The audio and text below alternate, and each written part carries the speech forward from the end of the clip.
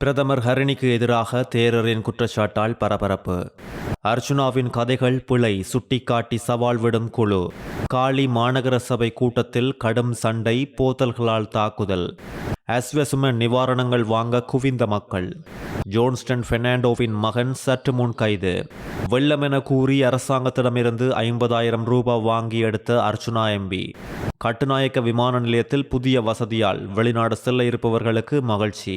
இதுபோன்ற செய்திகளை உடனுக்குடன் தெரிந்து கொள்ள நியூஸ் ஒன் அப்டேட் சேனலை சப்ஸ்கிரைப் செய்யுங்கள். தையிட்டியில் போராடும் மக்களிடம் கள்ள உறுதி உள்ளது என்று அர்ச்சுனா சொன்ன கதையை ஏற்க முடியாது என்றும், வேண்டுமென்றால் நாடாளுமன்ற உறுப்பினர் அர்ச்சுனா ராமநாதன் தையிட்டியில் போராடுபவர்களின் காணி உறுதி பொய் என்பதை நிரூபிக்கட்டும் என தையிட்டி காணி உரிமையாளர்கள் சவால் விடுத்துள்ளனர். சட்டவிரோத தையிட்டி விகாரை அமைந்துள்ள காணியின் உரிமையாளர்கள் நடத்திய ஊடக சந்திப்பின் போது இந்த விடயம் தெரிவிக்கப்பட்டுள்ளது. சிங்கள மக்களுக்காக தமிழ் மக்களின் காணிகளை அர்ச்சுனா பெற்றுக் கொடுக்க வேண்டாம். நீங்கள் எதிர்காலத்தில் இங்கு போட்டியிட்டும் வெல்லப் போவதில்லை. நீங்கள் தென்னிலங்கையை நோக்கி நகரப் போகிறீர்கள். தையிட்டி மக்களின் காணிகள் பற்றி தேவையில்லாத கதைகள் கதைக்க வேண்டாம் என்றும் தெரிவித்துள்ளனர். நாடாளுமன்ற உறுப்பினர் அர்ச்சுனா ராமநாதன் தையிட்டி பிரச்சனையை அலசி ஆராய வேண்டும். எத்தனை பரப்பு 1 ஏக்கர் என்று தெரியாத ஒரு வழக்கறிஞரும் எல்லோரையும் எத்தனையாம் தரம் படித்தார்கள் என்று கேட்கின்ற நாடாளுமன்ற உறுப்பினரும் தையிட்டிக்கு வந்து ஆராய்ச்சி செய்கின்றார்கள். போராட்டத்தின் நிமித்தம் பிக்கு இறங்கி வந்திருக்கின்றார். கொஞ்சம் காணியை விட்டு ஏமாற்ற நிற்கின்றார்கள். இந்த நிலையில் நாடாளுமன்ற உறுப்பினர் அர்ச்சுனா அங்கு போய் பேசுகின்றார். 24 மணி நேரமும் நேரலை போட்டு செல்கின்றார்கள். நாம் எந்த அலுவலகத்துக்கு சென்று அவர்களை சந்திப்பது? நாங்கள் போராடுவதாகவும் கத்துவதாகவும் அர்ச்சுனா தெரிவித்தார். சாவகச்சேரி வைத்தியசாலையில் போராடித்தான் அர்ச்சுனா நாடாளுமன்ற உறுப்பினராக தெரிவானார். ஆட்களை தனிப்பட்ட ரீதியாக தாக்க வேண்டாம். உங்கள் மீது மதிப்பு இருக்கின்றது. நாடாளுமன்றத்தில் கத்துவதற்கு ஆள் தேவை. சரியான விடயத்திற்கு அதை செய்யுங்கள் என்றும் குறிப்பிட்டுள்ளனர். காலி மாநகர சபையில் இன்று இடம்பெற்ற விசேட பொது சபை கூட்டத்தில் பெரும் குழப்ப நிலை உண்டாகியுள்ளது. சபை நடவடிக்கைகளை மாநகர மேயர் ஆரம்பித்தவுடன் சபையின் செயலாளர் உள்ளிட்ட அதிகாரிகளுக்கு எதிராக எதிர்க்கட்சி உறுப்பினர்கள் எதிர்ப்பு தெரிவித்தனர். இதனால் சபையில் அமைதியற்ற சூழல் உண்டாகியுள்ளது. இதேவேளை திருடன் எமது வாக்குகளை கொள்ளையடித்தான் என எதிர்க்கட்சி உறுப்பினர்கள் அனைவரும் ஒருமித்த குரலில் கோஷமிட்டதோடு கோஷங்களுக்கு மத்தியில் விசேட பொது சபை கூட்ட நிகழ்ச்சி நிரலுக்கு அமைய சபையின் நடவடிக்கைகளை மேயர் முன்னெடுத்து சென்றுள்ளார். அதன்பின் குழுநிலை அமர்வு அறிவிக்கப்பட்டவுடன் கூட்டு எதிர்க்கட்சி உறுப்பினர்கள் சிலர் தண்ணீர் போத்தல்களை கொண்டு தாக்குதல் நடத்தியுள்ளனர். இந்த நிலையில் நிலைமை மேலும் மோசமடைந்ததை அடுத்து சபையை அரை மணி நேரத்திற்கு ஒத்திவைத்த மேயர் சபையில் இருந்து வெளியேறியுள்ளார். இந்த தாக்குதலில் பெண் உறுப்பினர் ஒருவர் பாதிக்கப்பட்டுள்ளதாகவும் குறிப்பிடப்பட்டுள்ளது. பழைய ஆப்பிள் ஐபாட் ஒன்றினை காண்பித்து அதற்குள் தண்ணீர் போனதாக கூறி அரசாங்கத்திடமிருந்து 50,000 ரூபாயை வாங்கியதாக நாடாளுமன்ற உறுப்பினர் ராமநாதன் அர்ச்சுனா தெரிவித்துள்ளார். காரைநகர் பிரதேச அபிவிருத்தி ஒருங்கிணைப்பு குழு கூட்டம் இன்று காரைநகர் அபிவிருத்தி ஒருங்கிணைப்பு குழு தலைவர் ஸ்ரீ பவானந்த ராஜா தலைமையில் நடைபெற்ற நேரம் டித்வா புயலால் ஏற்பட்ட இழப்புகள் மற்றும் அதற்கான நட்டஈடுகள் குறித்து கருத்து வெளியிடும் போதே அவர் இதனை வாங்கியதாக தெரிவித்துள்ளார். இலத்திரனியல் உபகரணங்கள் பாதிப்புக்கான 50,000 ரூபாய் இழப்பீட்டுக்கு பதிவு செய்துள்ளீர்களா என அர்ச்சுனா கேள்வி எழுப்பியதோடு அந்த விண்ணப்ப படிவம் இருப்பதாகவும் அதனை வழங்கவில்லை எனவும் பிரதேச செயலர் தெரிவித்துள்ளார். அந்த படிவங்களை வழங்கி மக்களுக்கான கொடுப்பனவுகளை வழங்குங்கள். தெற்கில் பலர் இந்த கொடுப்பனவுக்கான பதிவுகளை மேற்கொண்டு பணத்தினையும் பெற்றுள்ளனர். நானும் பழைய ஐபேட் ஒன்றினை காண்பித்து அதற்குள் தண்ணீர் போனதாக கூறி 50,000 ரூபாவை வாங்கினேன். நீங்களும் அவ்வாறு பொய்யாவது கூறி அந்த பணத்தை எடுங்கள் என தெரிவித்துள்ளார். அது மட்டுமல்லாது 300 வீடுகளுக்கு பாதிப்பு என்று கூறி எனக்கு மக்கள் அழைப்பு மேற்கொண்டு தெரிவித்தார்கள். காணொளி படங்கள் எதுவும் தேவையில்லை. உடனடியாக அந்த கொடுப்பனவுகளை மக்களுக்கு பெற்றுக் கொடுங்கள் என அர்ச்சுனா மேலும் தெரிவித்துள்ளார். இதன்போது கருத்து வெளியிட்ட சமூக மட்ட அமைப்பு ஒன்றின் பிரதிநிதி குறித்த பதிவுகள் தொடர்பாக மக்களுக்கு சரியான விளக்கத்தை பிரதேச செயலகம் வழங்கவில்லை என்றும் கிராம சேவகர்கள் வீடுகளை வந்து பார்க்கவில்லை என்றும் தெரிவித்ததாக கூறப்பட்டுள்ளது. முன்னாள் அமைச்சர் ஜோன்சன் பெர்னாண்டோவின் மகன் ஜொஹான் பெர்னாண்டோ போலீஸ் நிதிக்குற்ற விசாரணை பிரிவினரால் கைது செய்யப்பட்டுள்ளார். சதோசாவுக்கு சொந்தமான லொரியோடு மேலும் சில வாகனங்களை முறையற்ற விதத்தில் பயன்படுத்திய குற்றச்சாட்டில் அவர் கைது செய்யப்பட்டுள்ளதாக போலீசார் தெரிவித்துள்ளனர். இதே நேரம் சம்பளம் மற்றும் கொடுப்பனவு வழங்கப்பட்ட சந்தர்ப்பத்திலும் முறைகேடுகள் இடம்பெற்றுள்ளதாக போலீசார் மேலும் தெரிவித்துள்ளனர்.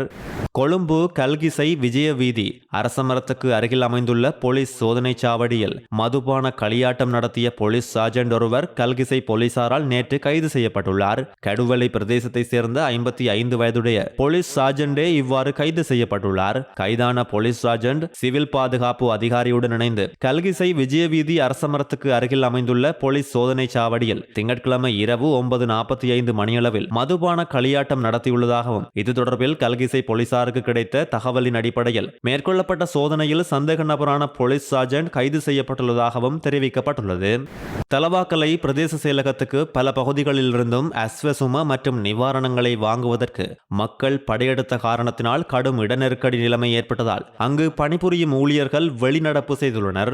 இதனால் அங்கு பதற்றமான சூழல் உருவானதை தொடர்ந்து போலீசார் அவ்விடத்துக்கு சென்றுள்ளனர். 2021ஆம் ஆண்டு உருவாக்கப்பட்ட இந்த பிரதேச செயலகம் தற்காலிகமாக லிந்துலை நகரசபைக்கு சொந்தமான கட்டடம் ஒன்றின் மேல் பகுதியில் இயங்கி வருகின்ற நிலையில் குறித்த கட்டடத்தில் ஊழியர்கள் இருந்து கடமை புரிவதற்கு போதிய அளவு இடவசதி இல்லை என்றும் தெரிவிக்கப்பட்டுள்ளது.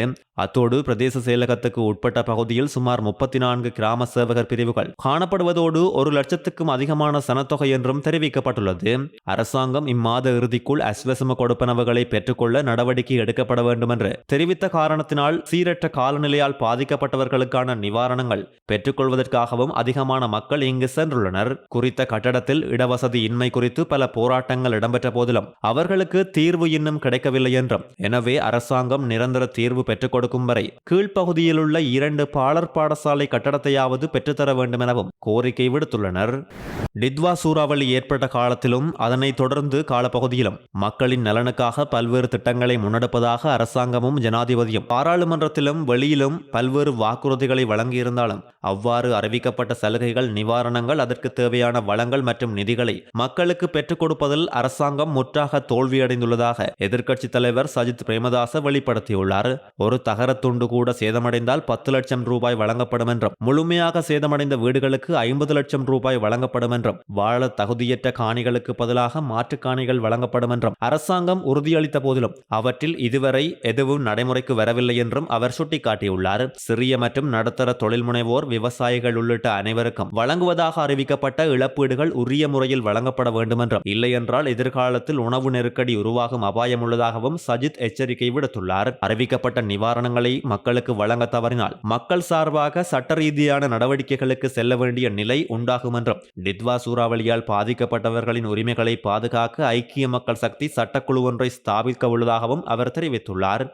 விமான நிலைய வசதிகளை சர்வதேச தரத்திற்கு மேம்படுத்துவதற்கான தொடர்ச்சியான முயற்சிகளின் ஒரு பகுதியாக பண்டரநாயக்க சர்வதேச விமான நிலையத்தின் புறப்படும் முனையத்தில் 4 தானியங்கி பயணிகள் அனுமதி வாயில்களை நிறுவ அரசாங்கம் ஒப்புதல் வழங்கியுள்ளது. சர்வதேச இடம்பெயர்வு அமைப்பு மற்றும் ஜப்பான் அரசாங்கத்திற்கு இடையிலான ஒத்துழைப்பு ஒப்பந்தத்தின் கீழ் இந்த வசதி உருவாக்கப்படுகின்றது. 2023ஆம் ஆண்டில் தென்கிழக்கு ஆசிய நாடுகளில் எல்லை தொற்று நோய் கட்டுப்பாட்டுக்கான தயாரிப்பு என்ற தலைப்பிலான திட்டத்தின் கீழ் 1170 மில்லியன் ஜென் மதிப்பிலான ஜப்பானிய மானியத்தின் ஆதரவோடு மேம்பாடுகள் தொடங்கப்பட்டுள்ள நிலையில் குறித்த திட்டத்தின் கீழ் விமான நிலையத்தின் வருகை முனையத்தில் ஏற்கனவே 4 தானியங்கி பயணிகள் அனுமதி வாயில்கள் நிறுவப்பட்டுள்ளது. புறப்படும் முனையத்தில் இதே போன்ற வாயில்களை அறிமுகப்படுத்துவது சீரான அனுமதி முறையை பின்பற்றுவதன் மூலம் பயணிகள் செயலகத்தின் செயல்திறனையும் துல்லியத்தையும் மேம்படுத்தும் என்றும் எதிர்பார்க்கப்பட்டுள்ளது. பிரதமர் ஹரிணி அமரசூரிய இந்த நாட்டில் கல்வி சீர்திருத்தம் என்ற பெயரில் தேசத்துரோக செயல்பாட்டில் ஈடுபட்டுள்ளதாகவும் இதன் காரணத்தால் இவர் இந்த நாட்டுக்கு தேசத்துரோகி பெண்ணாவார் என அனுகல்லே ஸ்ரீ ஜினானந்த தேரோ தெரிவித்துள்ளார். புதிய கல்வி சீர்திருத்தம் தொடர்பில் மக்களை தெளிவுபடுத்தும் மாநாடு நேற்று கொழும்பு 7இல் அமைந்துள்ள அறக்கட்டளை நிறுவனத்தில் நடைபெற்றது.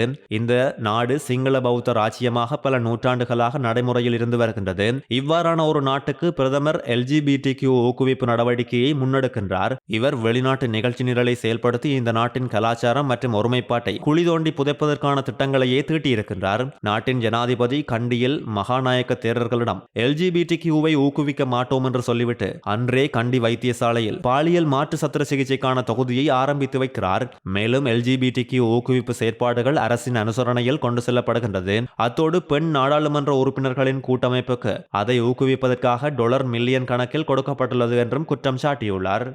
மன்னார் நகர பிரதேச செயலாளர் பிரிவில் கடமையாற்றுகின்ற கிராம அலுவலர்கள் இன்று காலை 9:30 மணி முதல் அடையாள பணிப்பகிஷ்கரிப்பை நடத்திய நிலையில் இன்று முதல் மறு அறிவித்தல் வரும் வரை சுகயீன விடுமுறை போராட்டத்தில் இறங்கியுள்ளனர்.